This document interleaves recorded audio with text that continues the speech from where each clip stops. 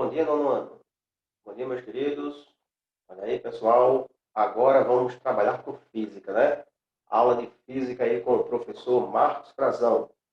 Na aula de hoje nós vamos trabalhar a parte de termologia, termodinâmica, a parte da termodinâmica.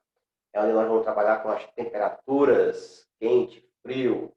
Vocês vão ver os conceitos de cada um deles. Bem legal mesmo. Lá, meus queridos. Vou preparar aqui a nossa telinha para podermos iniciar.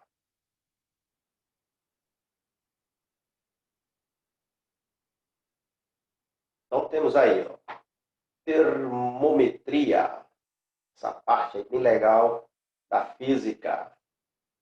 Então, a termometria é uma parte da termologia que estuda a temperatura e suas formas pelas quais a mesma pode ser medida. Uma substância pode se apresentar em três estados físicos, definidos como, você já viu essa parte aí, né? De sólido, líquido e gasoso. No caso aí, colocou o gás, né? Na realidade, existem autores que consideram a existência de mais 3 ou 4 estados físicos, que são poucos estudados no meio acadêmico. São eles: plasma, condensado, de Bose-Einstein e o gás fermiônico. Sabendo disso, iremos definir os 3 principais estados físicos de uma substância, apontando suas principais características. Então, aqueles 3 aí que são poucos estudados, vocês não vão nem passar por eles, nem tão cedo, certo? Vamos estudar os 3 conhecidos, que são os estados de sólido, líquido e gasoso. Conhecendo primeiro o estado sólido. Uma substância que se encontra no estado sólido possui forma definida, independendo do recipiente em que ela é colocada. Exemplo: um gelo estando em um copo ou em uma jarra manterá sua forma. Ao mesmo tempo, também possui volume invariável. Entre suas moléculas agem intensas formas coesivas, justificando sua estrutura molecular, onde as mesmas se encontram mais próximas umas das outras. Então, a matéria é composta por moléculas. Essas moléculas elas se agitam dependendo da sua temperatura em que ela está sendo absorvida.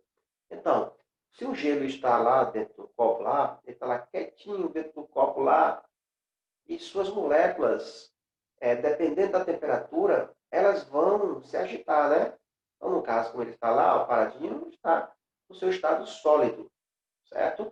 Mas esse estado sólido ela pode mudar. Então, essa mudança vai acontecer com a agitação das moléculas. Ok? Estado líquido. Nesse estado, a substância assume uma forma de acordo com o recipiente em que é colocada. Assim como o sólido, o estado líquido possui volume invariável. Suas moléculas estão mais livres em relação ao estado sólido. Ó, como ele falou, né? No estado sólido, ele estava lá quietinho, né? Tipo assim, quietinho, estava lá paradinho, sem agitação nenhuma de suas moléculas. Mas quando ele passar para o estado líquido, é porque ele houve uma certa temperatura nele para fazer com que suas moléculas se agitassem e isso virá essa mudança do estado sólido para o estado líquido. Então, o volume é o mesmo. O volume lá da pedrinha de gelo lá, que virou em água, o volume é o mesmo. Tem o mesmo volume, certo? Agora, se continuar a aquecer mais essa temperatura, aí vai acontecer o estado gasoso. No estado gasoso, suas moléculas se encontram totalmente separadas umas das outras. Sua forma e volume são definidas unicamente em relação ao recipiente que a contém. Olha aí, pessoal. Então, aquela pedrinha de gelo está lá, toda imprensadinha, suas moléculas bem quietinhas lá, todas imprensadinhas. Quando ela passou para o estado líquido, ela foi já se expandindo e suas moléculas cada vez mais se agitando, consequentemente se separando, né? até chegar ao estado gasoso. Chegou ao estado gasoso, essas moléculas vão estar totalmente dispersas umas das outras e, consequentemente, o seu volume não vai ser igual ao volume do estado sólido e o estado líquido, que é um volume certo, que é um volume só. Mas quando chega no estado gasoso, aí vai depender do recipiente em que ela se encontra. Se tiver um recipiente menor, ela vai ser o volume daquele recipiente menor. Se for um recipiente maior, aquele gás vai, como vai se expandir para todos os lados, tridimensionalmente, então vai acontecer que o seu volume vai expandir também, né? O volume do seu estado gasoso. Ok? Aí tem uma exemplificação melhor na imagem dessa figura. Ó, a figura no estado sólido, as moléculas toda bem compacta, ó, tá lá no círculo lá em cima. Quando ela passa para o estado líquido, elas já começam a se dispersar uma das outras, ó. E quando chega no estado gasoso, ó, pá, elas se dispersam mais ainda e, consequentemente, essas moléculas vai totalmente virando o gás, né? Beleza? Muito bom essa imagem aí para você entender melhor. A temperatura é uma grandeza física escalar que está associada ao grau de agitação molecular de um sistema. O grau de agitação térmica molecular não pode ser medida diretamente. Por isso, a medida da temperatura é feita indiretamente, medindo-se grandezas físicas que variam com ela. Por exemplo, pressão, volume. Então, são os dois exemplos mais adequados para a gente trabalhar com temperatura. É a medida pressão e a medida volume. São duas unidades de medidas padrões no sistema de medidas, no SI, Sistema Internacional de Medidas. Vale ressaltar que a sensação térmica é uma forma de medição impressa da temperatura. Então, tem que ter cuidado, né? Às vezes a gente tem aquela sensação térmica, a temperatura está a um certo ponto, mas a nossa sensação térmica é que esteja mais. Por exemplo, às vezes, quando está muito quente, principalmente aqui no Nordeste, que são estados tropicais, é muito quente mesmo, né? Então, acontece que a temperatura vai dar, por exemplo, 37 graus. 37 graus. Mas a nossa sensação térmica é que esteja mais de 40. Não é isso? É isso que a gente sente. Então, é justamente isso aí que tem que ter cuidado, viu? Beleza? A graduação de um termômetro. A graduação de um termômetro consiste basicamente na determinação dos chamados pontos fixos. Os pontos fixos servem como referência para a medida de todos os outros valores de temperatura. Essa graduação é feita a partir de uma substância pura, no caso a água, a uma pressão de 1 atm, que significa pressão atmosfera. O primeiro ponto fixo é obtido mergulhando-se o termômetro em um recipiente que contenha gelo em fusão. Já o segundo ponto fixo é determinado mergulhando-se o termômetro em um recipiente que contenha água em ebulição. Primeiro, ponto fixo igual ao ponto de fusão do gelo, corresponde a 0 graus Celsius a 1 grau a 1 a atmosfera. Segundo, ponto fixo igual ao ponto fixo de ebulição da água, corresponde a 100 graus Celsius a 1 atm, a pressão atmosférica, né? Então, ó, o ponto de fusão do gelo é essa daí, viu, pessoal? É quando ele está zerado.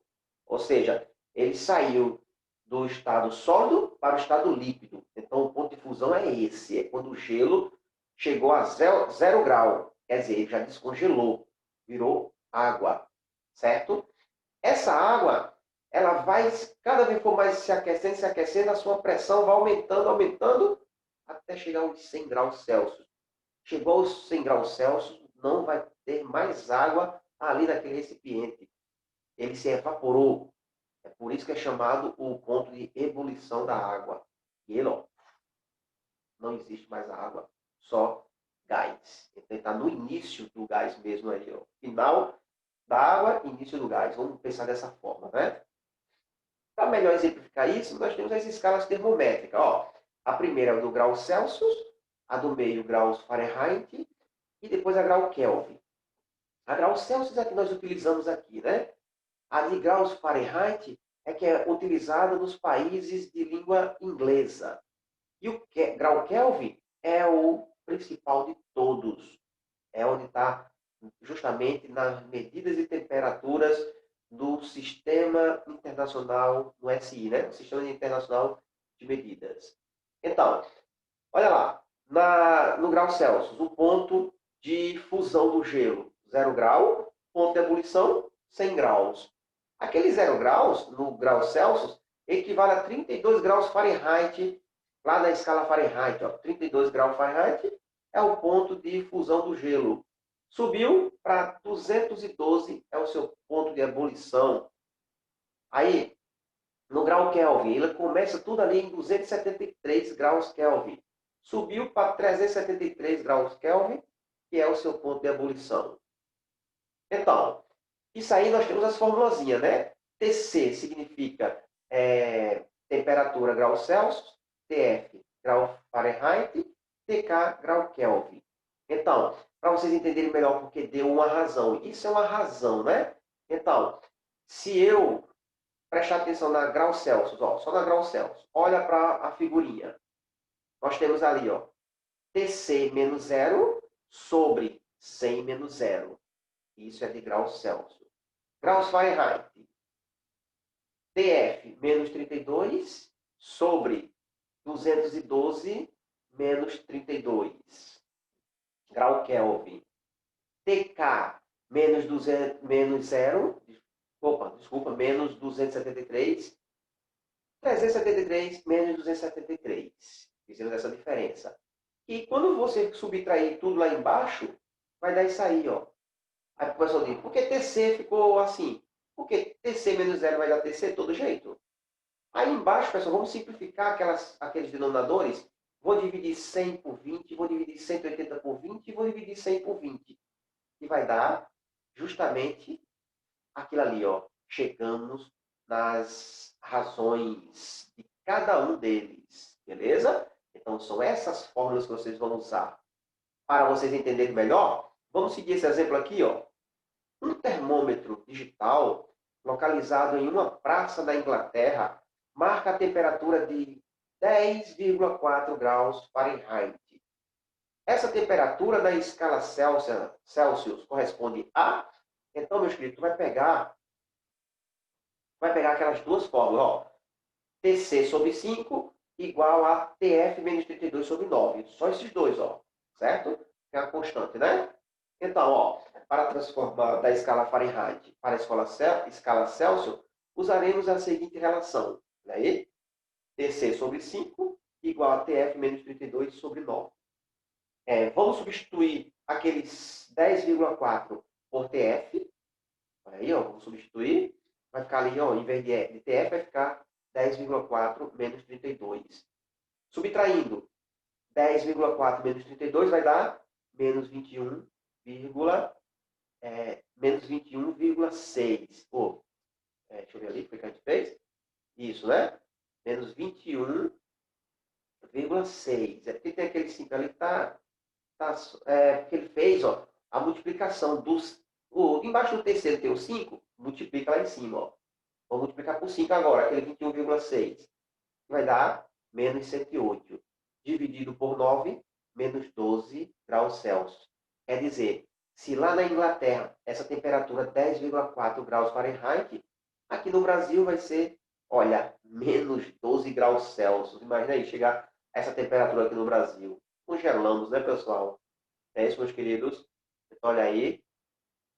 Beleza, meus queridos? Foi isso aí a tarefa que eu queria mostrar para vocês. O exemplo, né? Na verdade, né?